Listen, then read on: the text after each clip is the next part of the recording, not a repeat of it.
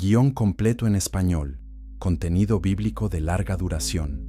Tema: Profecías antiguas, el libro de Enoc y los misterios del fin de los tiempos. 11 capítulos, 60.247 caracteres. Una más, hora de narración. Capítulo 1. El libro perdido. ¿Por qué un libro citado en la Biblia misma fue removido de las escrituras que millones leen hoy? Esta pregunta nos lleva directamente al corazón de uno de los misterios más profundos de la historia bíblica. La Epístola de Judas, aceptada por todas las denominaciones cristianas, cita directamente un texto que la mayoría de los creyentes nunca han leído. Judas 1:14 nos recuerda que Enoc profetizó sobre el juicio venidero.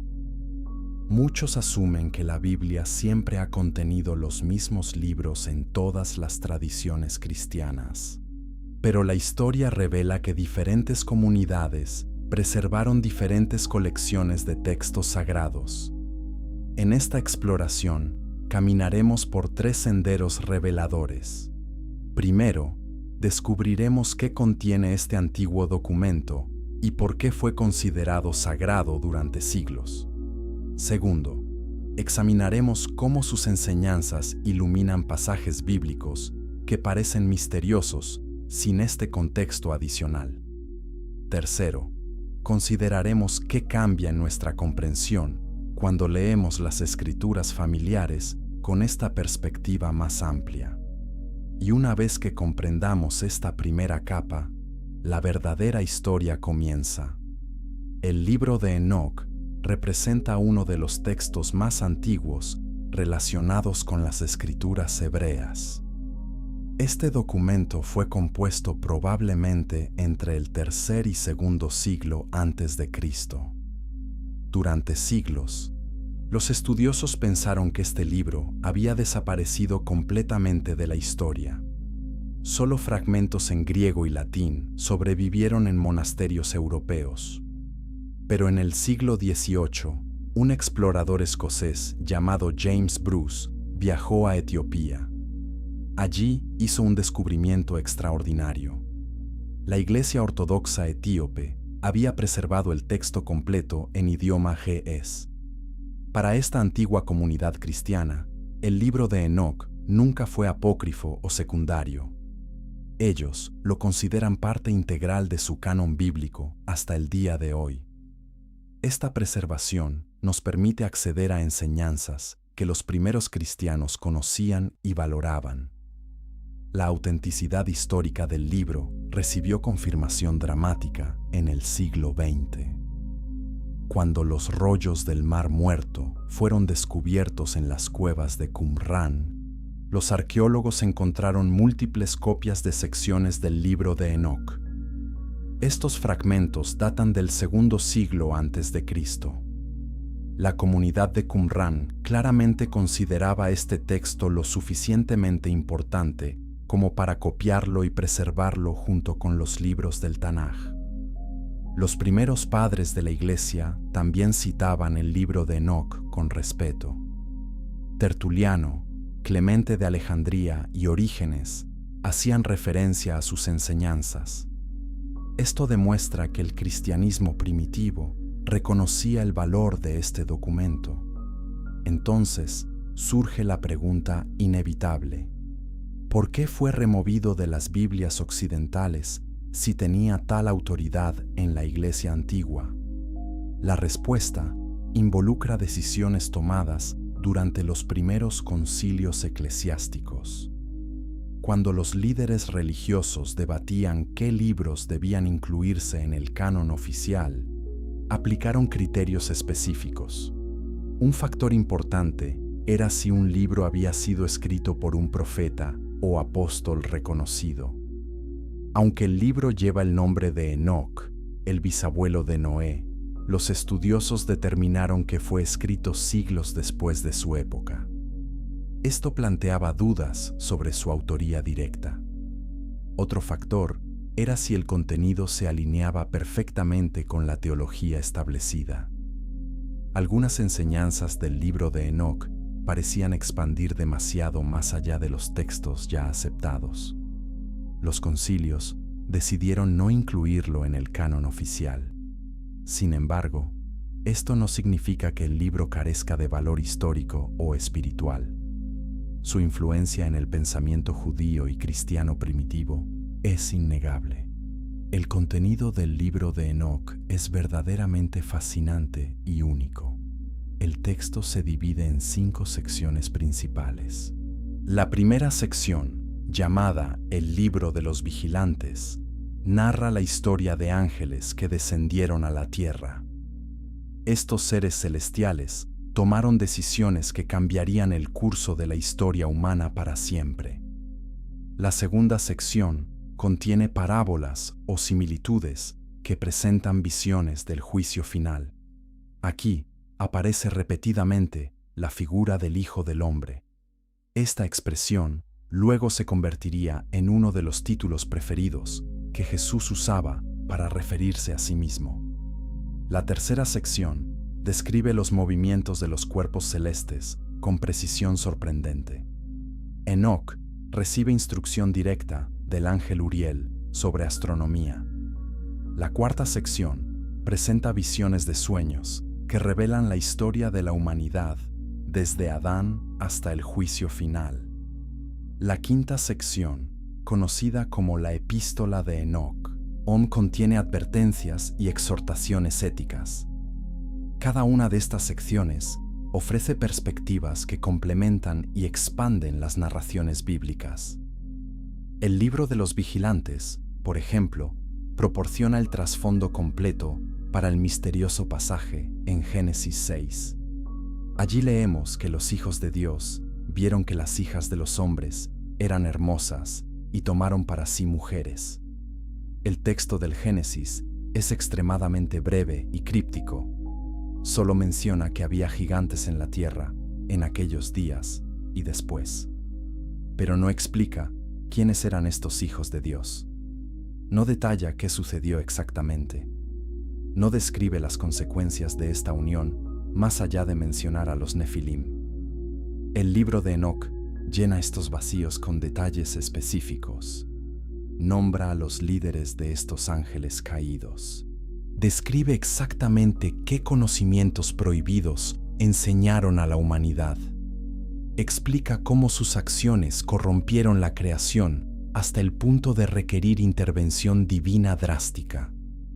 Este contexto adicional transforma completamente nuestra comprensión de por qué vino el diluvio. El relato del Génesis simplemente dice que Dios vio que la maldad del hombre era grande. Dice que todos los pensamientos del corazón humano eran continuamente hacia el mal. Pero el libro de Enoc revela que esta corrupción tenía dimensiones cósmicas. No era simplemente que los humanos hubieran tomado malas decisiones morales. Una contaminación literal de la creación había ocurrido. Seres celestiales habían violado el orden establecido por Dios. Habían introducido conocimientos que la humanidad no estaba preparada para manejar. Habían engendrado una raza híbrida de gigantes violentos. La tierra estaba siendo destruida por esta mezcla antinatural de lo celestial con lo terrenal. El diluvio entonces no fue simplemente castigo por pecados humanos ordinarios. Fue una medida de limpieza necesaria para preservar la línea pura de la humanidad a través de Noé. Si te preguntas cómo este conocimiento perdido cambia tu comprensión de las Escrituras, suscríbete a este canal. Cada revelación que compartimos te acerca más a la verdad completa que ha permanecido oculta durante siglos. Dale me gusta si esta conexión entre textos antiguos te ha sorprendido. Y prepárate, porque lo que viene a continuación sobre los vigilantes y su transgresión revelará por qué su historia fue considerada demasiado perturbadora para permanecer en la Biblia convencional. Capítulo 2. Los vigilantes y su transgresión. ¿Quiénes eran exactamente los vigilantes y por qué su historia ha sido considerada tan peligrosa que generaciones enteras de creyentes nunca la escucharon. El libro de Enoc nos proporciona nombres específicos, funciones detalladas y consecuencias aterradoras de lo que sucedió cuando estos seres celestiales abandonaron su posición asignada. Judas 1:6 hace referencia a ángeles que no guardaron su dignidad, sino que abandonaron su propia morada. Esta breve mención cobra vida con intensidad cuando exploramos el relato completo. La mayoría de las personas suponen que los ángeles simplemente sirven a Dios sin capacidad para la rebelión. Pero las Escrituras y los textos antiguos revelan una realidad más compleja y perturbadora. En este capítulo, examinaremos 3 aspectos cruciales. Primero, identificaremos quiénes eran estos vigilantes y cuál era su misión original. Segundo, analizaremos la decisión catastrófica que tomaron y por qué la tomaron. Tercero, exploraremos los conocimientos prohibidos que transmitieron y cómo estos destruyeron el orden natural. Y una vez que comprendamos la magnitud de su transgresión, veremos por qué el juicio divino fue inevitable. El término vigilantes viene de la palabra aramea, que significa aquellos que están despiertos o aquellos que observan. Estos eran ángeles con una responsabilidad específica. Habían sido asignados para observar a la humanidad. Su función era testimoniar el desarrollo de la civilización humana. Debían reportar a Dios sobre el progreso y las acciones de sus criaturas. Esta era una posición de gran privilegio y confianza. Los vigilantes tenían acceso a conocimiento celestial. Comprendían los secretos del universo que Dios no había revelado a los humanos. Conocían las propiedades de las plantas y los minerales. Entendían los movimientos de las estrellas con precisión perfecta. Poseían conocimiento de metalurgia y fabricación de armas.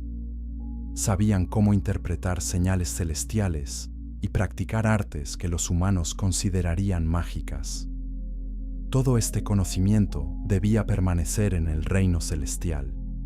Los humanos debían desarrollarse naturalmente según el plan divino. Pero algo cambió en el corazón de 200 de estos vigilantes. El líder de este grupo rebelde se llamaba Semiasa. Otros líderes incluían a Azazel, Armaros, Baraquel, Cocabiel, Ezequiel y muchos más. El libro de Enoc registra sus nombres específicos porque cada uno jugaría un papel particular en la corrupción que seguiría. Estos vigilantes observaban a las hijas de los hombres. Veían la belleza física de las mujeres humanas. Un deseo comenzó a crecer en ellos. Este deseo no era parte de su naturaleza original. Los ángeles no fueron creados para la reproducción física, pero estos seres comenzaron a anhelar experiencia carnal. Querían conocer el placer físico que los humanos experimentaban. Este anhelo creció hasta convertirse en una obsesión consumidora. Semiasa propuso un plan a los otros vigilantes que compartían este deseo prohibido. El plan era simple, pero catastrófico en sus implicaciones. Los 200 vigilantes descenderían al monte Hermón. Allí harían un juramento vinculante entre ellos. Este juramento era necesario porque cada uno sabía que lo que planeaban era una violación directa del orden divino.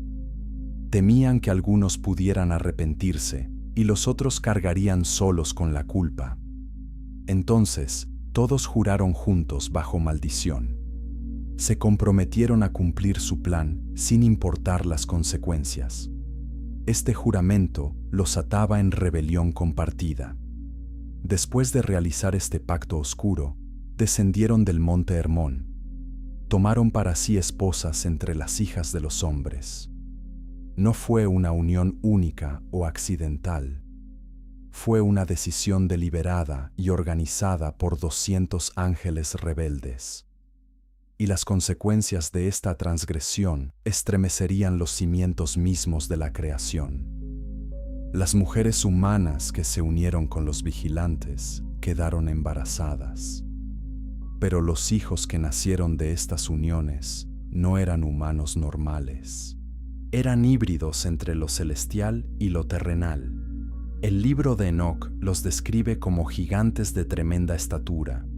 Algunos alcanzaban 3000 codos de altura, según algunas tradiciones. Estos eran los Nefilim, mencionados brevemente en Génesis 6:4. El término Nefilim probablemente significa los caídos, o aquellos que causan que otros caigan. Estos gigantes tenían apetitos insaciables. Consumían todos los recursos que los humanos producían. Cuando se agotaban las provisiones normales, comenzaban a devorar a los propios humanos. Atacaban y consumían pájaros, bestias, reptiles y peces. El libro de Enoc registra que bebían la sangre de los animales y devoraban la carne de otros seres. Eventualmente comenzaron a pecar contra pájaros, bestias, reptiles y peces, y a devorarse la carne unos a otros y beber la sangre. Pero la corrupción no se detuvo con la violencia física de los Nefilim. Los vigilantes mismos comenzaron a enseñar a la humanidad conocimientos que debían permanecer ocultos. Azazel enseñó a los hombres a fabricar espadas, cuchillos, escudos y armaduras. Antes de esta instrucción, los humanos tenían conflictos, pero de naturaleza limitada. Con armas metálicas avanzadas, la guerra alcanzó niveles sin precedentes de destrucción. Azazel también enseñó a las mujeres sobre cosméticos, el arte de embellecer las cejas, el uso de piedras preciosas y tintes. Esto puede parecer inofensivo comparado con las armas, pero el conocimiento venía con la instrucción de usarlo para seducción y manipulación. Semiasa enseñó encantamientos y el corte de raíces. Armaros enseñó la resolución de encantamientos. Baraquel enseñó astrología. Cocabiel enseñó la ciencia de las constelaciones. Ezequiel enseñó el conocimiento de las nubes. Araquiel enseñó las señales de la tierra. Shamsiel enseñó las señales del sol. Sariel enseñó el curso de la luna. Cada una de estas enseñanzas representaba conocimiento que Dios no había destinado para la humanidad en ese momento de su desarrollo. Los humanos no estaban espiritualmente preparados para manejar tales secretos. La astrología llevó a la adoración de cuerpos celestiales en lugar del Creador. Los encantamientos y la magia introdujeron prácticas ocultas que abrían puertas a influencias demoníacas. El conocimiento de metalurgia avanzada sin madurez moral correspondiente resultó en violencia masiva. La humanidad estaba siendo corrompida sistemáticamente por información para la cual no estaban listos. El orden natural que Dios había establecido estaba siendo destruido. La tierra gemía bajo el peso de esta corrupción, y los gritos de la humanidad sufriente alcanzaban el cielo. 4 arcángeles observaban todo esto desde el reino celestial. Miguel, Uriel, Rafael y Gabriel escuchaban los lamentos de los humanos que sufrían. Veían la violencia de los Nefilim. Observaban la tierra siendo devastada por conocimiento mal usado. Estos arcángeles llevaron el asunto directamente ante la presencia de Dios. Le dijeron que la tierra estaba siendo destruida. Le informaron que Azazel había enseñado toda injusticia en la tierra. Le explicaron que Semiasa había enseñado hechicería. Le describieron cómo los vigilantes habían corrompido a toda la humanidad y le recordaron que los espíritus de los muertos clamaban por justicia desde la tierra. Este informe iniciaría una respuesta divina que cambiaría permanentemente el destino de los vigilantes rebeldes y sus descendientes gigantes. Comenta qué piensas sobre estos ángeles que eligieron la rebelión sobre la obediencia. ¿Crees que tenían libre albedrío completo como los humanos? Y espera, porque el juicio que Dios pronunció sobre los vigilantes y los Nefilim revela tanto sobre la justicia divina como sobre su misericordia. Lo que viene a continuación demostrará que incluso en el castigo más severo, Dios preservaba un camino de redención para la humanidad pura que permanecía. Capítulo 3. Los Nefilim y el juicio divino. ¿Qué tan terrible debe ser una situación para que Dios decida destruir casi toda la vida en la tierra? La respuesta a esta pregunta revela la magnitud de la corrupción causada por los vigilantes y sus hijos gigantes. Génesis 6:11 nos dice que la tierra se corrompió delante de Dios y se llenó de violencia. Esta simple declaración oculta una realidad mucho más oscura que el relato bíblico estándar no detalla completamente. Muchos cristianos asumen que el diluvio vino simplemente porque la humanidad se había vuelto inmoral, pero el libro de Enoc y otros textos antiguos revelan que la corrupción era tanto genética como moral, tanto cósmica como terrenal. En este capítulo exploraremos 3 dimensiones del juicio. Primero, examinaremos exactamente qué hacían los Nefilim, que requería eliminación total.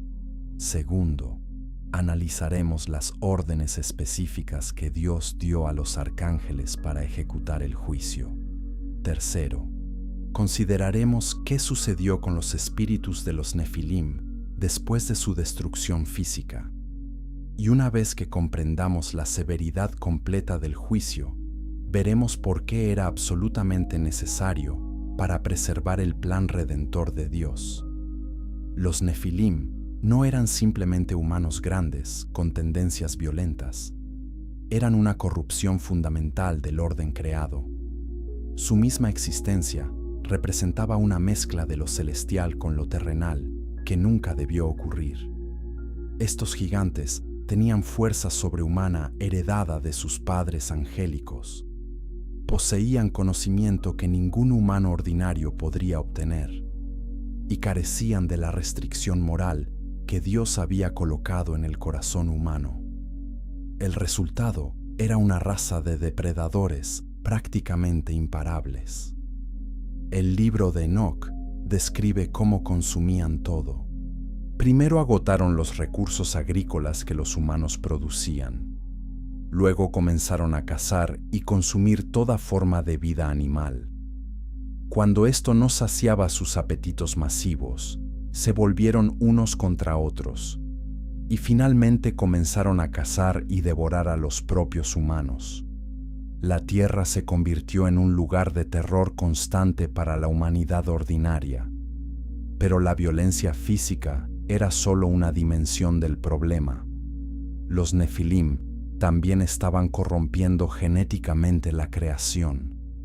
Algunas tradiciones sugieren que no solo se apareaban con humanos, sino que sus pecados contra pájaros, bestias, reptiles y peces incluían violaciones de los límites naturales entre especies. Estaban creando híbridos abominables que nunca debieron existir. La pureza de las líneas creadas por Dios estaba siendo destruida sistemáticamente. Si esta corrupción continuaba sin control, pronto no quedaría nada puro de la creación original.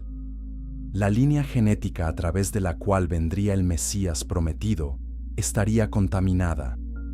El plan completo de redención estaría en peligro. Esta era la verdadera crisis que enfrentaba Dios.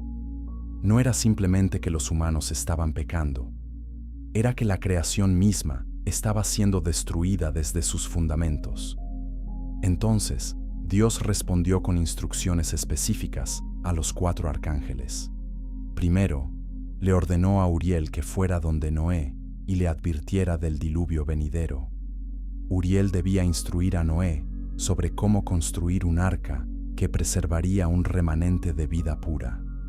Esta era la misericordia de Dios en medio del juicio. Preservaría una línea humana no contaminada a través de la cual sus propósitos continuarían. Segundo, le ordenó a Rafael que atara a Azazel de manos y pies. Rafael debía arrojar a Azazel en oscuridad en el desierto de Dudael.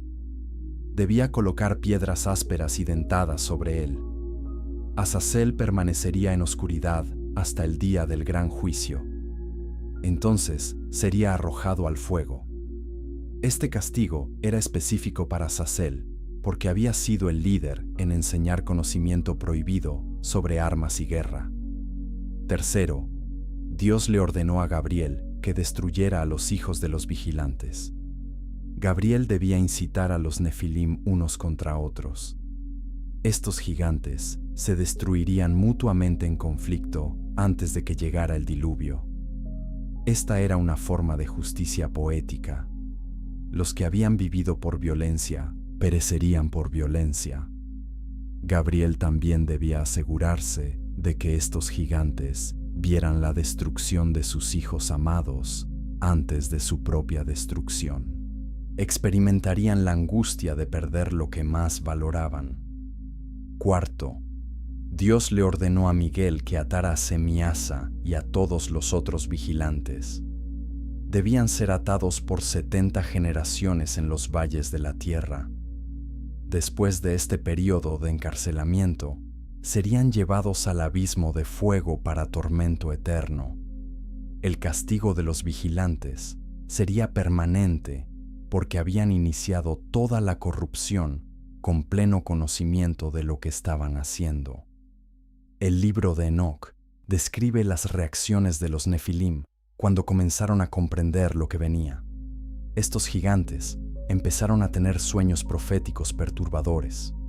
Uno de ellos, llamado Mahuai, soñó con una tableta sumergida en agua. Otro gigante, Ojya, soñó con un jardín siendo destruido completamente, excepto por 3 árboles. Los Nefilim estaban aterrorizados por estos sueños, pero no entendían su significado. Enviaron a uno de ellos, llamado Mahuai, a buscar a Enoc. Enoc ya había sido llevado al cielo para recibir revelación divina. Los gigantes esperaban que Enoc pudiera interpretar sus sueños y quizás interceder por ellos. Mahuai viajó hasta encontrar a Enoc. Le relató los sueños de los Nefilim. Le pidió que escribiera una petición de perdón que pudiera presentarse ante Dios. Enoc escuchó la petición, pero las noticias que traía eran devastadoras. Interpretó los sueños para los Nefilim. La tableta sumergida representaba su destrucción total. El jardín destruido, excepto por 3 árboles, representaba a Noé y sus 3 hijos que sobrevivirían al diluvio. Los Nefilim y todos los vigilantes serían completamente destruidos. No habría misericordia ni perdón para ellos. Enoc escribió la petición de los vigilantes y la llevó ante el trono celestial.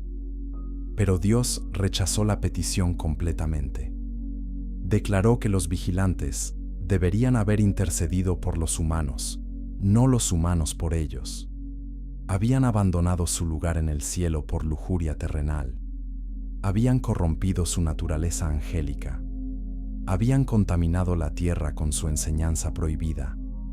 No habría perdón. Solo juicio permanente les esperaba. Los vigilantes permanecerían atados hasta el día final, cuando enfrentarían destrucción eterna. El diluvio vino tal como Dios había advertido. Las aguas cubrieron la tierra durante 150 días. Todos los Nefilim perecieron ahogados. Toda la humanidad corrupta fue destruida, excepto Noé y su familia. Los animales impuros fueron eliminados. Solo los que estaban en el arca sobrevivieron. Pero la historia no terminó allí. Según el libro de Enoc, Cuando los Nefilim murieron físicamente, sus espíritus no descansaron. Porque eran híbridos entre lo celestial y lo terrenal, sus espíritus no podían ir al Seol, donde iban los humanos muertos. Tampoco podían regresar al cielo, porque no eran completamente angelicales. En cambio, se convirtieron en espíritus malignos que vagan por la tierra. Estos son los demonios que atormentan a la humanidad. No son ángeles caídos directamente, son los espíritus de los Nefilim muertos. Su naturaleza es oprimir, poseer y destruir a los humanos, porque culpan a la humanidad por su destrucción.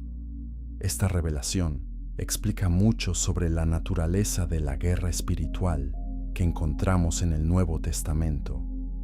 Cuando Jesús expulsaba demonios, estaba liberando a las personas de la opresión de estos espíritus de los Nefilim.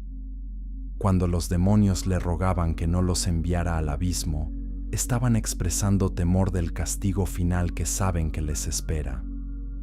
El abismo mencionado es el mismo lugar donde los vigilantes están atados, esperando el juicio final. Los demonios vagan ahora buscando cuerpos para habitar, porque no tienen forma física propia. Son los espíritus desencarnados de los gigantes destruidos, y continúan causando caos y destrucción, porque es su naturaleza inherente. Odian a la humanidad con odio intenso, porque son conscientes de que nunca pueden experimentar redención. Los humanos tienen la posibilidad de salvación a través del Mesías, pero los Nefilim y sus padres vigilantes están permanentemente destinados al juicio sin esperanza de perdón. Comparte este video con otros creyentes que necesitan entender la dimensión completa de la guerra espiritual. Las batallas que enfrentamos no son contra carne y sangre, sino contra principados y potestades, y contra estos espíritus malignos, que son literalmente los restos de una rebelión cósmica antigua. Y lo que viene a continuación revelará algo que incluso muchos eruditos bíblicos pasan por alto. Los conocimientos astronómicos que Enoc recibió demuestran que el libro de Enoc contiene información que ningún ser humano del mundo antiguo debería haber poseído. Capítulo 4. Los secretos astronómicos de Enoc. ¿Cómo podría un texto escrito hace más de 2000 años contener conocimiento astronómico que la humanidad no redescubriría hasta la era de los telescopios? Esta pregunta ha intrigado a estudiosos durante generaciones, desde que el libro de Enoc fue redescubierto. El texto describe con precisión fenómenos celestiales, incluyendo solsticios, equinoccios, eclipses y el movimiento de cuerpos celestiales. Salmo 19. Uno declara que los cielos cuentan la gloria de Dios y el firmamento anuncia la obra de sus manos. Para muchos creyentes, la astronomía es simplemente un campo científico. Pero el libro de Enoc revela que el conocimiento de los cielos siempre tuvo significado espiritual profundo. En esta sección, examinaremos 3 aspectos del conocimiento celestial de Enoc. Primero, exploraremos quién le enseñó estos secretos y por qué. Segundo, analizaremos los detalles específicos de astronomía que el texto contiene. Tercero, consideraremos las implicaciones de este conocimiento para nuestra comprensión de revelación divina. Y una vez que veamos la precisión de esta información antigua, entenderemos que su fuente no pudo haber sido meramente humana. El libro de Enoc dedica secciones enteras a describir los viajes celestiales de Enoc, guiado por el ángel Uriel. Uriel es conocido en la tradición como el arcángel de la sabiduría y la luz. Su nombre significa Dios es mi luz o fuego de Dios. En el libro de Enoc, Uriel sirve como el guía y maestro personal de Enoc en materias celestiales. Lleva a Enoc en viajes a través de los cielos. Le muestra las moradas de las luminarias celestiales. le explica las leyes que gobiernan el movimiento del Sol, la Luna y las estrellas. Le revela los portales por donde estos cuerpos celestiales entran y salen del firmamento.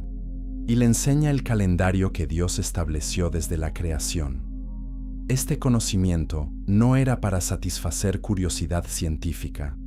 Tenía propósito espiritual profundo, relacionado con cómo la humanidad debía medir el tiempo y observar las fiestas sagradas establecidas por Dios.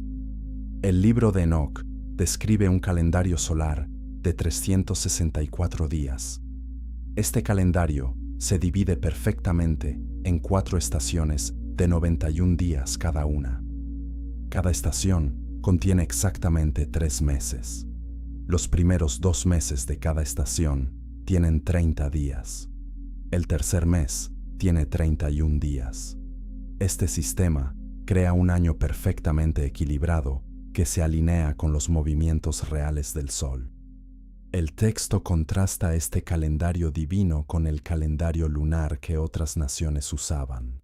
El calendario lunar tiene 354 días en un año regular. Esto significa que los años lunares se desvían continuamente de las estaciones solares. Cada 3 años aproximadamente, se debe agregar un mes adicional para realinear el calendario lunar con las estaciones. El libro de Enoc presenta el calendario solar como el sistema original establecido por Dios en la creación. Los portales celestiales, por donde el Sol entra y sale, están organizados en patrones de 6.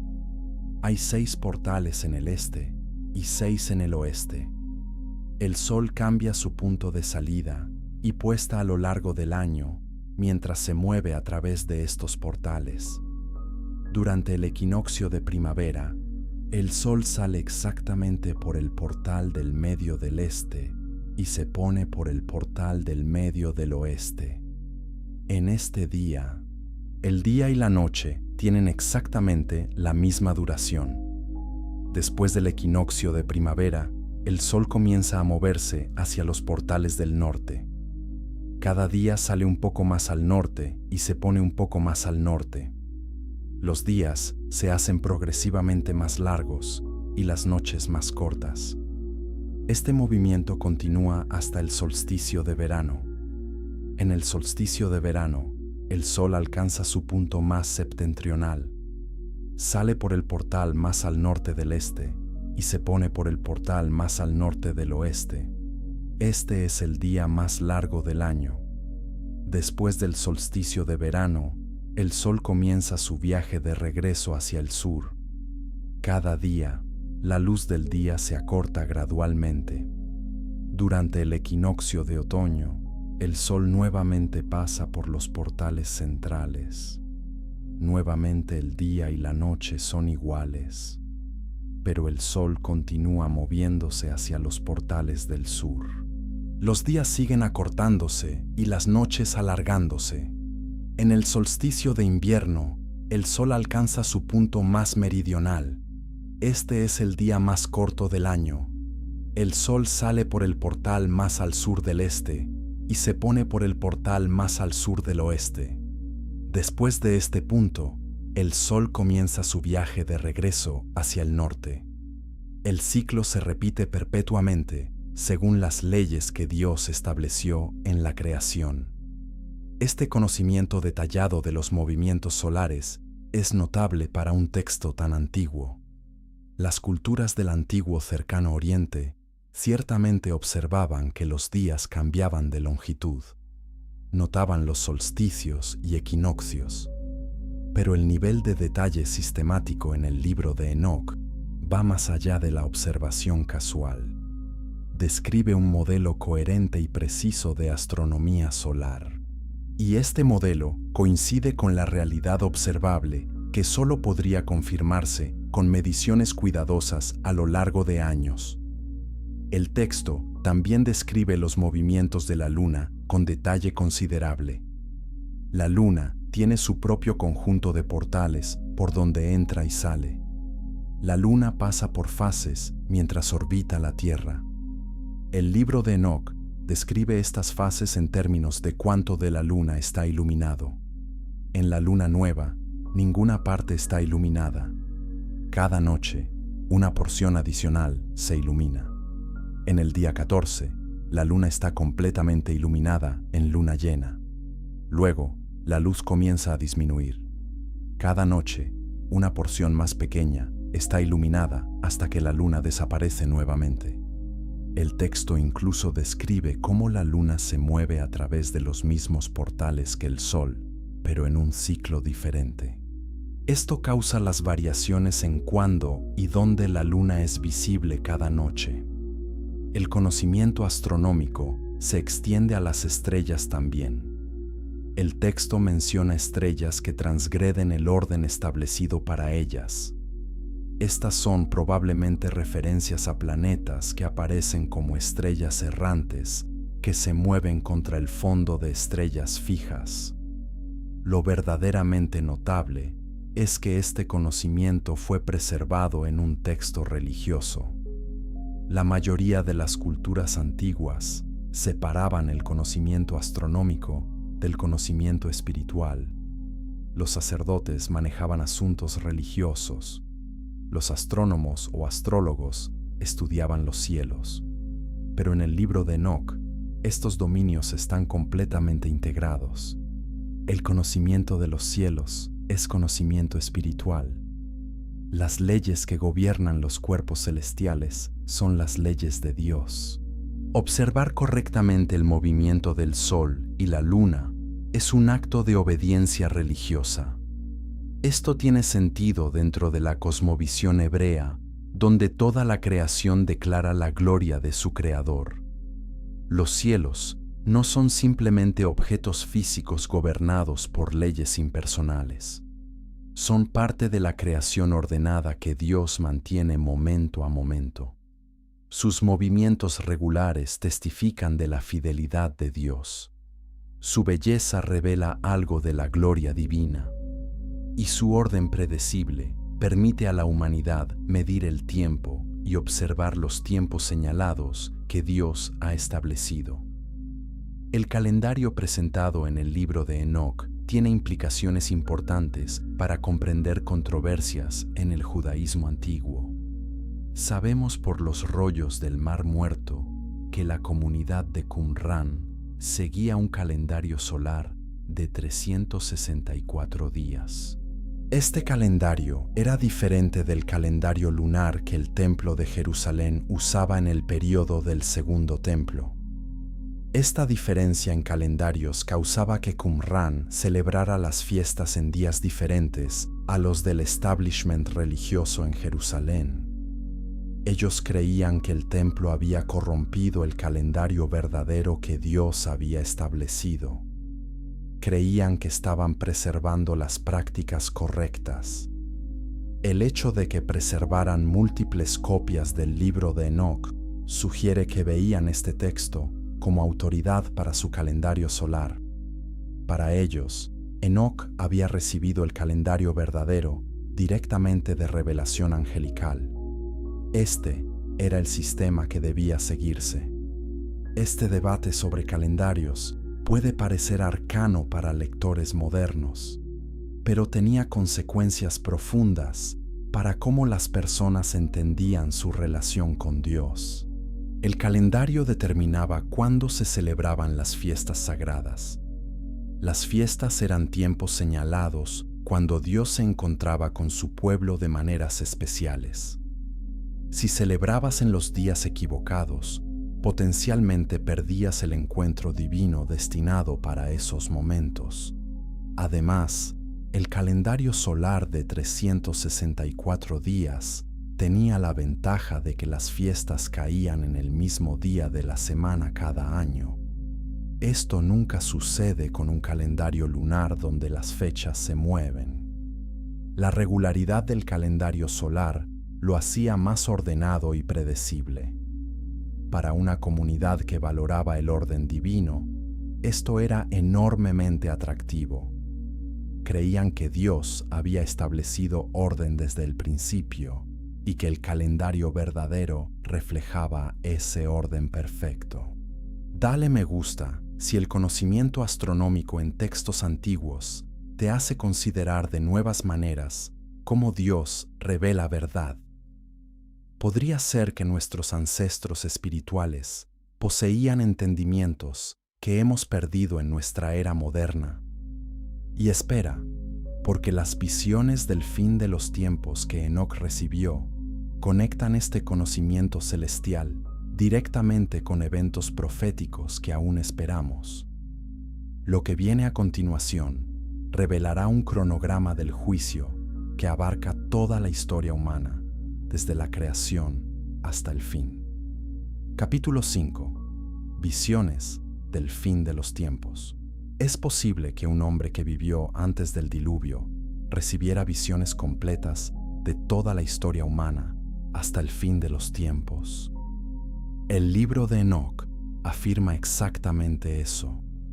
Enoc no solo recibió conocimiento astronómico de Uriel, también recibió revelaciones proféticas que abarcan desde su propia época hasta el juicio final. Apocalipsis 1:1 nos dice que Dios reveló a Juan cosas que deben suceder pronto. Muchos creyentes familiarizados con el Apocalipsis de Juan no se dan cuenta de que Enoc recibió una revelación apocalíptica siglos antes. Algunos suponen que las visiones del fin de los tiempos comenzaron con los profetas del Antiguo Testamento, como Daniel. Pero el libro de Enoc demuestra que Dios estaba revelando su plan para las edades finales desde los tiempos más antiguos. En esta sección exploraremos 3 aspectos de las visiones apocalípticas de Enoc. Primero, examinaremos la estructura de su profecía de las 10 semanas. Segundo, analizaremos las figuras clave que aparecen en sus visiones, especialmente el Hijo del Hombre. Tercero, compararemos sus visiones con las profecías posteriores en Daniel y Apocalipsis. Y una vez que veamos las conexiones, entenderemos que estas revelaciones forman un solo tapiz coherente del plan redentor de Dios. La sección del libro de Enoc, llamada el Apocalipsis de las Semanas, divide toda la historia en 10 períodos llamados semanas. Cada semana representa una era significativa en el desarrollo del plan de Dios. La primera semana es la época de Enoc mismo, cuando la justicia aún existía. La segunda semana termina con el gran diluvio que destruye a los malvados. La tercera semana ve la elección de Abraham y el establecimiento del pueblo de Dios. La cuarta semana incluye la entrega de la ley en el Sinaí y la construcción del primer templo. La quinta semana menciona el templo de gloria siendo construido. La sexta semana describe un tiempo cuando alguien ascenderá y el templo será quemado. Esta es claramente una referencia al ministerio de Jesús y la destrucción del segundo templo en el año 70 después de Cristo. La séptima semana es descrita como una generación apóstata donde multiplicará la iniquidad. La octava semana es cuando los justos recibirán una espada de justicia para ejecutar juicio. La novena semana ve el juicio siendo escrito para el mundo entero. La 10ª semana es el gran juicio eterno, cuando los vigilantes recibirán sentencia final. Esta estructura profética es notable porque ofrece una visión telescópica de toda la historia humana. Desde la perspectiva de Enoc, antes del diluvio, todo esto era futuro. Desde nuestra perspectiva, podemos mirar hacia atrás y ver cómo las primeras 6 o 7 semanas ya se han cumplido. Esto da credibilidad a la naturaleza profética del texto. Las descripciones no son tan específicas como para ser escritas después del evento, como críticos a veces sugieren, pero son lo suficientemente claras como para ser reconocibles una vez que los eventos han ocurrido. Este es el patrón típico de la verdadera profecía bíblica. Es lo suficientemente clara para ser reconocida por aquellos que tienen ojos para ver pero no tan detallada como para eliminar la necesidad de fe y discernimiento. La profecía auténtica requiere que observemos los tiempos y las estaciones con atención espiritual.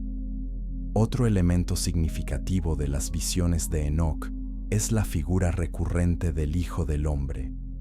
En la sección de parábolas o similitudes del libro de Enoc, esta figura aparece repetidamente. El Hijo del Hombre está sentado en el trono de gloria. Todas las obras del Altísimo son reveladas ante Él. Los justos y santos son salvados en su nombre. Este Hijo del Hombre posee justicia perfecta. La sabiduría mora en Él. Revelará todos los tesoros de lo que está oculto. Juzgará a los pecadores y a los malvados. Destruirá a los que han corrompido la tierra y reinará por los siglos de los siglos. Esta descripción claramente presenta una figura mesiánica. No es simplemente un profeta o líder humano. Es alguien con autoridad divina. Está sentado en el trono de Dios mismo. Ejecuta juicio sobre ángeles caídos y sobre la humanidad rebelde. Y su reino no tiene fin. Lo fascinante es cuánto esta figura del Hijo del Hombre en Enoc se parece a las descripciones en Daniel y en las palabras de Jesús. Daniel 7:13 describe una visión donde uno como Hijo de Hombre viene con las nubes del cielo. Le es dado dominio, gloria y reino. Todos los pueblos, naciones y lenguas le sirven. Su dominio es dominio eterno que nunca pasará. Cuando Jesús en el Nuevo Testamento repetidamente se refiere a sí mismo como el Hijo del Hombre, está invocando esta tradición profética. Está identificándose con esta figura de autoridad cósmica que viene a juzgar y redimir. Cuando dice que verán al Hijo del Hombre viniendo en las nubes con poder y gran gloria, está haciendo eco de las visiones que aparecen tanto en Daniel como en Enoc. La continuidad de esta imaginería, a través de múltiples textos y siglos, sugiere un plan coherente, siendo revelado progresivamente. El libro de Enoc también describe el lugar del juicio final con detalles vívidos. Enoc es llevado a un lugar donde ve las moradas de los justos y los lugares de descanso de los santos. Estos lugares están llenos de luz y gozo. Los ángeles interceden allí por los hijos de los hombres. La justicia fluye como agua ante el Señor de los espíritus. Pero Enoc también ve el lugar preparado para los pecadores y para los que niegan el nombre del Señor de los espíritus. Este lugar está lleno de oscuridad. Hay un fuego ardiente, un abismo profundo sin fondo. Este es el destino final de los malvados y de los vigilantes que se rebelaron. El contraste entre estos dos destinos es absoluto. No hay término medio. No hay aniquilación simple donde los malvados simplemente dejan de existir. Hay existencia consciente eterna, ya sea en gozo con Dios o en tormentos separados de Él. Las visiones de Enoc incluyen descripciones de la resurrección. Los justos que han muerto se levantarán, recibirán vida eterna. Sus espíritus se regocijarán. Sus huesos descansarán en la tierra, pero sus espíritus tendrán gozo. Sabrán que su nombre está escrito ante la gloria del Gran Santo. Esta enseñanza sobre resurrección es notable para un texto tan antiguo. El concepto de resurrección corporal se desarrolló gradualmente en el pensamiento judío. En el Pentateuco, la enseñanza sobre la vida después de la muerte es bastante vaga. Hay referencias al Seol como lugar de los muertos, pero no hay descripción clara de resurrección o vida eterna. Es en los textos proféticos posteriores y en la literatura apocalíptica que la doctrina de la resurrección se aclara. Daniel 12:2 explícitamente dice que muchos de los que duermen en el polvo de la tierra serán despertados, algunos para vida eterna y otros para vergüenza y confusión perpetua. El libro de Enoc contribuyó significativamente al desarrollo de esta doctrina. Para los judíos del período del Segundo Templo que leían Enoc, la resurrección no era un concepto nuevo introducido en el Nuevo Testamento. Era parte de su expectativa apocalíptica existente. Cuando Jesús debatía con los saduceos sobre la resurrección en Marcos 12, los fariseos estaban de su lado porque ellos creían en la resurrección. Esta creencia había sido nutrida por textos como Daniel y Enoc, que enseñaban claramente que los muertos se levantarían. Cuando Pablo escribe en 1 Corintios 15 sobre la resurrección corporal, está operando dentro de una tradición de pensamiento que había estado desarrollándose durante siglos. Las visiones de Enoc formaban parte de ese trasfondo. Proporcionaban detalles sobre qué sucede con los espíritus de los justos mientras esperan la resurrección. Describían el gozo que experimentarían cuando sus cuerpos fueran levantados en gloria. Otra característica notable de las visiones de Enoc es el énfasis en el juicio sobre los poderes espirituales. Mucho del Apocalipsis de Enoc se enfoca en el destino de los vigilantes caídos. Recibirán juicio más severo que la humanidad, porque su rebelión fue más deliberada. Conocían perfectamente la voluntad de Dios. Habían estado en su presencia. Habían servido en el cielo. Su elección de rebelarse no fue por ignorancia o debilidad. Fue por orgullo y lujuria consciente. Por lo tanto, su castigo es permanente y sin posibilidad de arrepentimiento. Este énfasis en el juicio sobre seres espirituales aparece también en el Nuevo Testamento. Segunda de Pedro 2:4 dice que Dios no perdonó a los ángeles que pecaron, sino que los arrojó al infierno y los entregó a prisiones de oscuridad. Judas 1:6 menciona a los ángeles que no guardaron su dignidad y abandonaron su propia morada, a quienes Dios ha reservado bajo oscuridad en prisiones eternas para el juicio del gran día. Estas referencias parecen asumir que los lectores conocían la historia de los vigilantes. La familiaridad con el libro de Enoc explicaría por qué estos escritores del Nuevo Testamento podían hacer referencias breves sin necesidad de explicar toda la historia. Comenta tu interpretación de estas visiones del fin de los tiempos. ¿Crees que estamos viviendo en las semanas finales de la profecía de Enoc? Y mantente atento, porque a continuación exploraremos cómo las visiones de Daniel sobre el Hijo del Hombre y las profecías de Jesús sobre el fin de los tiempos se conectan directamente con lo que Enoc vio siglos antes. La continuidad profética que veremos revela que Dios ha estado trabajando en un plan singular desde antes de la fundación del mundo. Capítulo 6. El Hijo del Hombre y las profecías conectadas. ¿Por qué Jesús eligió llamarse a sí mismo el Hijo del Hombre más que cualquier otro título? Esta frase aparece más de 80 veces en los Evangelios. Jesús la usaba constantemente para referirse a sí mismo. Filipenses 2:6 nos dice que Jesús, siendo en forma de Dios, no estimó el ser igual a Dios como cosa a que aferrarse.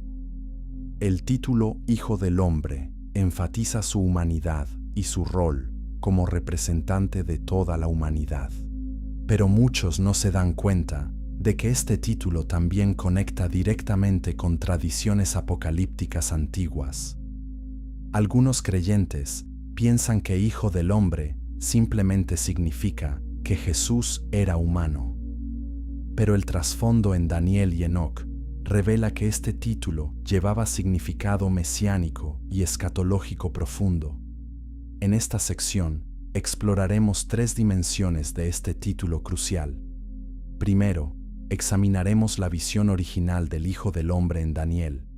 Segundo, analizaremos cómo el libro de Enoc expandió este concepto. Tercero, consideraremos cómo Jesús se apropió del título y lo cumplió.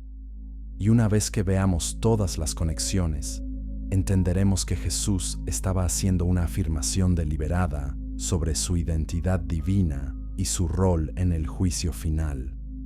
La visión del Hijo del Hombre aparece primero en Daniel capítulo 7. Daniel tiene una visión de 4 bestias que salen del mar. Estas bestias representan 4 reinos que dominarán el mundo. La cuarta bestia es particularmente terrible y diferente de todas las anteriores. Tiene 10 cuernos. Mientras Daniel observa, surge un cuerno pequeño que arranca 3 de los cuernos anteriores. Este cuerno tiene ojos como de hombre y una boca que habla grandes cosas. Entonces la escena cambia dramáticamente. Daniel ve tronos siendo colocados. El anciano de días toma asiento. Su vestidura es blanca como nieve, el cabello de su cabeza como lana limpia. Su trono es llamas de fuego con ruedas de fuego ardiente. Un río de fuego procede delante de él. Miles de miles le sirven. Millones de millones están de pie ante él. El juez se sienta y los libros son abiertos. Daniel ve que la cuarta bestia es muerta y su cuerpo destruido y entregado para ser quemado en el fuego. Entonces viene el momento crucial de la visión. Daniel dice que miraba en las visiones de la noche, y he aquí con las nubes del cielo venía uno como un hijo de hombre. Esta figura se acerca al anciano de días, le traen cerca ante él, y le fue dado dominio, gloria y reino. Todos los pueblos, naciones y lenguas le sirven. Su dominio es dominio eterno que nunca pasará. Su reino es uno que no será destruido. Esta visión es revolucionaria en varios sentidos. Primero, presenta a una figura que es claramente distinta del anciano de días, pero que recibe adoración universal. En el monoteísmo judío estricto, esto era problemático porque solo Dios debe recibir adoración. Segundo, esta figura viene con las nubes del cielo. En el Antiguo Testamento, las nubes son regularmente asociadas con la presencia de Dios. Dios desciende en una nube en el Sinaí. Dios guía a Israel en una columna de nube. La gloria de Dios llena el templo en forma de nube.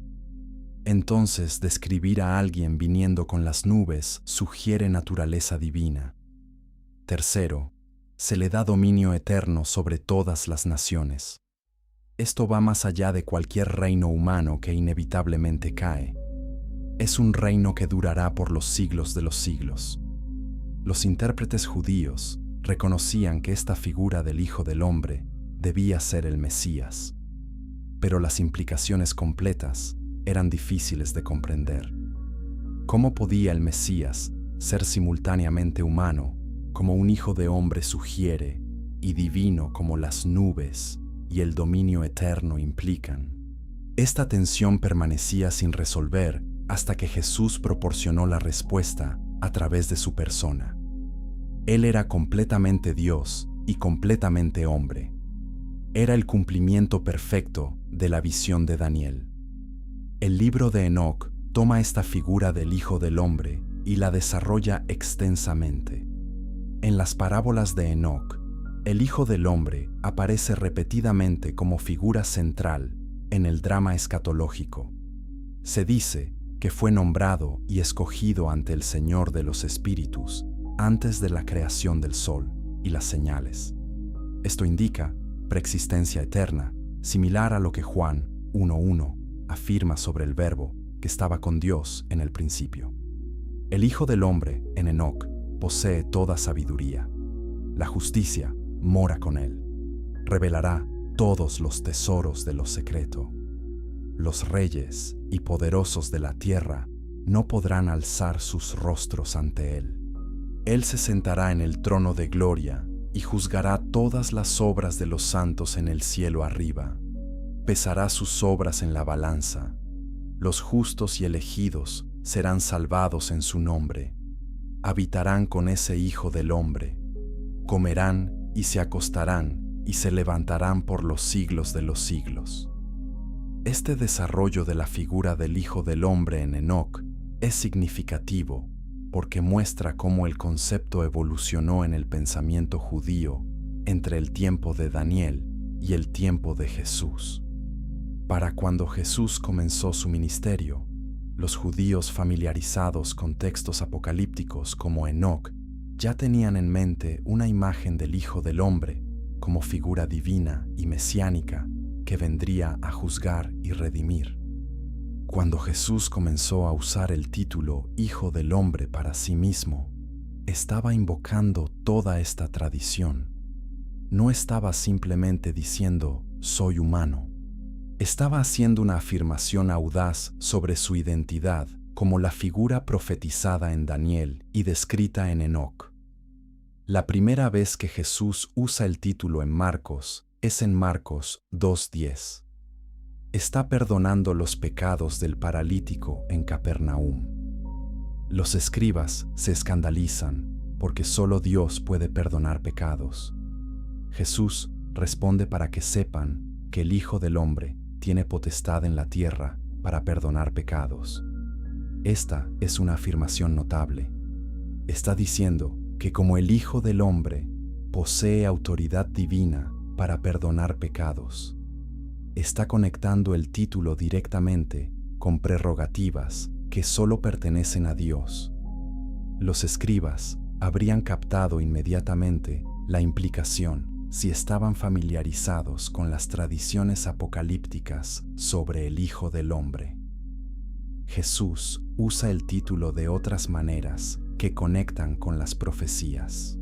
En Marcos 8:31 comienza a enseñar que el Hijo del Hombre debe padecer muchas cosas.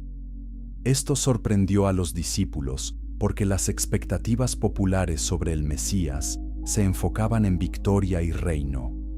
Nadie esperaba que el Hijo del Hombre sufriera y muriera. Pero Jesús estaba revelando que el camino al trono de gloria de Daniel 7 pasaba primero por el sufrimiento. Estaba combinando la figura del Hijo del Hombre con la figura del siervo sufriente de Isaías 53. Esta era una síntesis nueva que nadie había anticipado. El Mesías vendría 2 veces. Primero como siervo sufriente para expiar el pecado. Segundo, como Hijo del Hombre glorioso para juzgar y reinar. Las 2 venidas resuelven la tensión entre las profecías de sufrimiento y las profecías de gloria que parecían contradictorias. En Marcos 13:26, Jesús predice su segunda venida usando lenguaje directamente de Daniel. Dice entonces, verán al Hijo del Hombre viniendo en las nubes con gran poder y gloria. Esta es una referencia clara a Daniel 7:13. Jesús está afirmando que Él es el que fue visto en la visión de Daniel, viniendo con las nubes para recibir el reino eterno. Cuando el sumo sacerdote le pregunta en Marcos 14:61 si es el Cristo el Hijo del Bendito, Jesús responde, «Yo soy, y veréis al Hijo del Hombre sentado a la diestra del poder de Dios y viniendo en las nubes del cielo». Esta respuesta combina el Salmo 110:1 con Daniel 7:13. El sumo sacerdote rasga sus vestiduras porque reconoce que Jesús está afirmando ser divino. Está diciendo que se sentará a la diestra de Dios. Está diciendo que vendrá como la figura del Hijo del Hombre. Esto era blasfemia en los oídos del sumo sacerdote si no era verdad. Pero si era verdad, era la revelación más importante de la historia. El uso que Jesús hace del título Hijo del Hombre valida las tradiciones apocalípticas en Daniel y potencialmente en Enoc. Muestra que estas visiones eran genuinamente proféticas. Describe una figura específica que vendría en un momento específico de la historia. Y Jesús afirma ser esa figura. No está usando el título casualmente. Lo está usando estratégicamente para revelar su identidad de una manera que aquellos con oídos para oír entenderían. El título también enfatiza que Jesús representa a toda la humanidad. Como segundo Adán, es el verdadero humano que cumple el destino que Dios tenía para la humanidad desde el principio. Adán fue creado para ejercer dominio sobre la creación bajo la autoridad de Dios. Pero Adán falló. Jesús, como el Hijo del Hombre, exitosamente cumple este rol. Recibe el dominio que Adán perdió. Y porque está unido a la humanidad por encarnación, aquellos unidos a Él por fe compartirán su reino eterno. Suscríbete si estas conexiones entre textos antiguos y el ministerio de Jesús te están ayudando a ver la Biblia con ojos nuevos. La continuidad profética a través de los siglos revela que Dios ha estado desarrollando un plan singular de redención. Y lo que viene a continuación explorará una de las profecías más perturbadoras del Antiguo Testamento. La invasión de Gog y Magog, descrita en Ezequiel, conecta con las visiones del fin de los tiempos en Apocalipsis, de maneras que señalan hacia un conflicto final que aún está por venir. Capítulo 7. Gog, Magog y la batalla final. ¿Existe realmente una batalla apocalíptica final profetizada en las Escrituras que involucrará a todas las naciones de la tierra? Esta pregunta ha fascinado a estudiosos de profecía durante siglos. Ezequiel, capítulos 38 y 39, contienen una de las profecías más detalladas y dramáticas del Antiguo Testamento.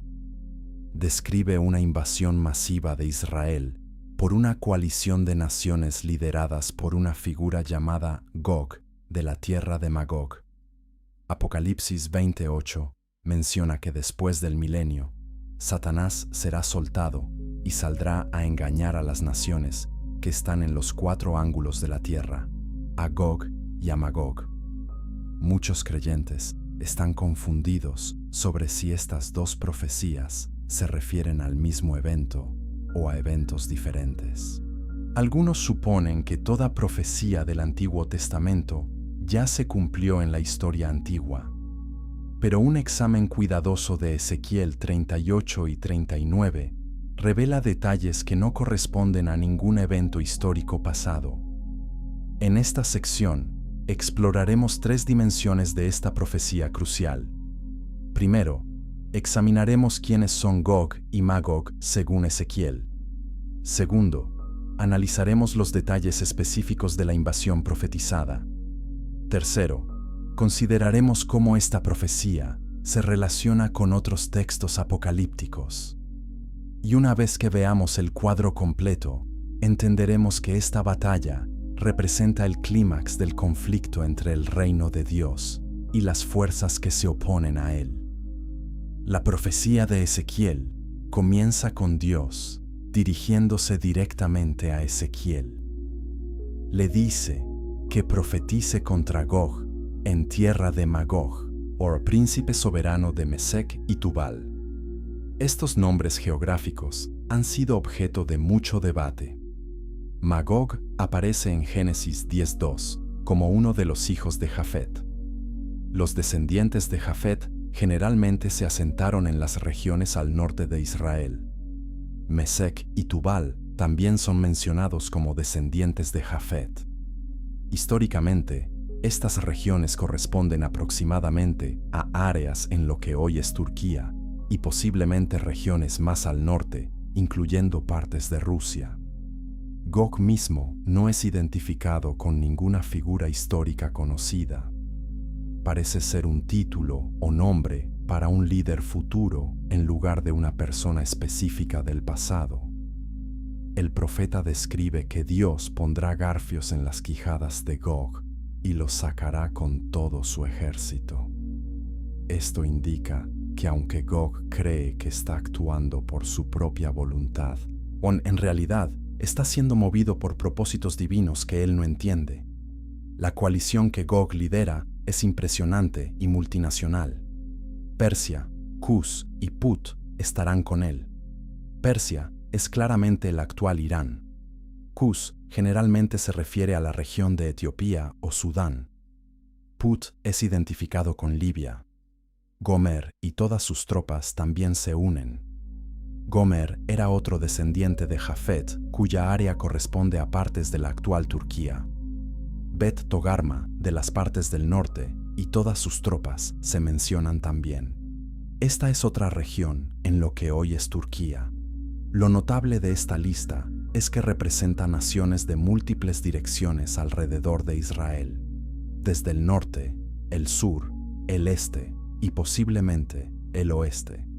Es una coalición verdaderamente internacional, unida por un propósito común: invadir la tierra de Israel. Ezequiel 38 dice que esta invasión ocurrirá en los postreros días. Será después de muchos días cuando Israel haya sido restaurado de la espada y recogido de muchos pueblos. El pueblo estará habitando confiadamente sin muros, ni cerrojos, ni puertas. Esta descripción plantea preguntas interpretativas importantes. Históricamente, Israel como nación dejó de existir después del año 70, cuando Roma destruyó Jerusalén y dispersó a los judíos. Durante casi 1900 años, los judíos estuvieron esparcidos entre las naciones sin patria propia. Luego, en 1948, el moderno Estado de Israel fue establecido. Por primera vez en casi 2 milenios, Israel existía nuevamente como nación. Judíos de más de 100 países han regresado a la tierra. Esto corresponde notablemente a la descripción de Ezequiel de un pueblo recogido de muchos pueblos. Sin embargo, Israel moderno no habita confiadamente sin muros. De hecho, Israel tiene algunas de las medidas de seguridad más estrictas del mundo. Ha construido muros de separación. Tiene servicio militar obligatorio. Vive en estado de alerta constante debido a amenazas de vecinos hostiles. Entonces parece que esta profecía aún espera un cumplimiento futuro, cuando Israel realmente habite en paz y seguridad. Ezequiel describe que Gog concebirá un plan malvado. Dirá: subiré contra una tierra indefensa. Iré contra gentes tranquilas que habitan confiadamente. Todos ellos habitan sin muros y no tienen cerrojos ni puertas. Su motivación es tomar botín y saquear. Viene a arrebatar despojos sobre un pueblo recogido de entre las naciones que ha adquirido ganado y posesiones y que vive en el centro de la tierra. Israel es descrito como el ombligo de la tierra. Esta frase indica centralidad geográfica y espiritual. Gog y su coalición ven a Israel como objetivo atractivo, una nación próspera sin defensas aparentes. Pero lo que Gog no entiende es que está siendo atraído hacia una trampa divina. Dios mismo está orquestando este evento para demostrar su gloria ante todas las naciones. Cuando Gog invada, Dios intervendrá directamente de manera tan dramática que todas las naciones sabrán que Él es el Señor. La descripción del juicio divino sobre Gog y su ejército es verdaderamente apocalíptica. Ezequiel 38:19 dice que en aquel día habrá gran temblor sobre la tierra de Israel. Los peces del mar, las aves del cielo, las bestias del campo, todo reptil y todos los hombres sobre la faz de la tierra temblarán ante la presencia de Dios. Los montes se desmoronarán, los vallados caerán y todo muro será derribado a tierra. Dios llamará contra Gog toda espada. La espada de cada cual será contra su hermano. Los soldados de la coalición se volverán unos contra otros en la confusión. Dios los juzgará con pestilencia y con sangre. Hará llover sobre él y sobre sus tropas y sobre los muchos pueblos que están con él, lluvia torrencial y piedras de granizo. fuego y azufre. Este lenguaje recuerda el juicio sobre Sodoma y Gomorra, pero la escala es mucho mayor. No es solo 2 ciudades, sino ejércitos masivos de múltiples naciones. Ezequiel 39 describe las consecuencias de esta destrucción. Los muertos serán tan numerosos que tomará 7 meses para enterrarlos. Todo el pueblo de la tierra participará en enterrarlos. Será para ellos día de renombre cuando Dios sea glorificado. Destinarán hombres para que continuamente recorran la tierra, buscando a los que quedaron insepultos para enterrarlos. Las armas abandonadas por los ejércitos destruidos serán tan abundantes que Israel las usará como combustible durante 7 años. No necesitarán cortar leña del campo ni de los bosques porque quemarán las armas. Esto sería literal o simbólico dependiendo de la interpretación. Si es literal, sugiere armas hechas de materiales combustibles. Si es simbólico, representa la completa eliminación de la amenaza militar y la transformación de instrumentos de guerra en recursos útiles. La batalla de Gog y Magog resulta en victoria total sin que Israel tenga que luchar. Es enteramente intervención divina sobrenatural. Ezequiel 39, 21 y 22 explica el propósito de todo esto. Pondré mi gloria entre las naciones, y todas las naciones verán mi juicio que habré hecho, y mi mano que sobre ellos puse. Y de aquel día en adelante sabrá la casa de Israel que yo soy Jehová su Dios. Este evento sirve propósito doble. Para las naciones es demostración del poder y santidad de Dios. No pueden negar su existencia cuando presencian intervención tan dramática. Para Israel es confirmación de que el Dios de sus padres nunca los ha abandonado. A pesar de sus pecados y su dispersión entre las naciones, Dios todavía los defiende y cumple sus promesas a Abraham, Isaac y Jacob. La batalla de Gog y Magog se convierte en punto de inflexión en la historia de la salvación. Marca el momento cuando la soberanía de Dios sobre las naciones se hace innegablemente visible.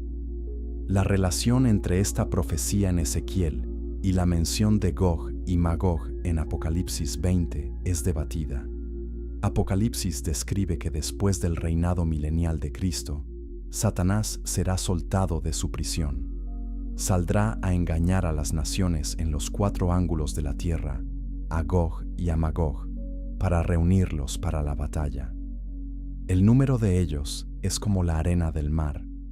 Suben sobre la anchura de la tierra y rodean el campamento de los santos y la ciudad amada. Pero desciende fuego del cielo y los consume. Algunos intérpretes ven esto como el mismo evento que Ezequiel describe. Otros lo ven como 2 batallas separadas, una al comienzo o antes del milenio, otra al final, después del milenio. La similitud en los nombres y en el juicio por fuego del cielo sugiere conexión, pero las diferencias en timing y contexto sugieren que puede haber 2 cumplimientos, uno parcial y uno final. Esta es una característica común de la profecía bíblica, donde eventos cercanos y lejanos se superponen en la visión profética. Comparte este mensaje con otros que buscan entender las profecías del fin de los tiempos. La batalla de Gog y Magog nos recuerda que la historia humana se mueve hacia un clímax donde Dios demostrará su soberanía absoluta ante todas las naciones. Y prepárate, porque lo que viene a continuación explorará el símbolo más misterioso del Apocalipsis, el número 666, y la bestia que representa revelarán dimensiones del conflicto espiritual que muchos nunca han considerado.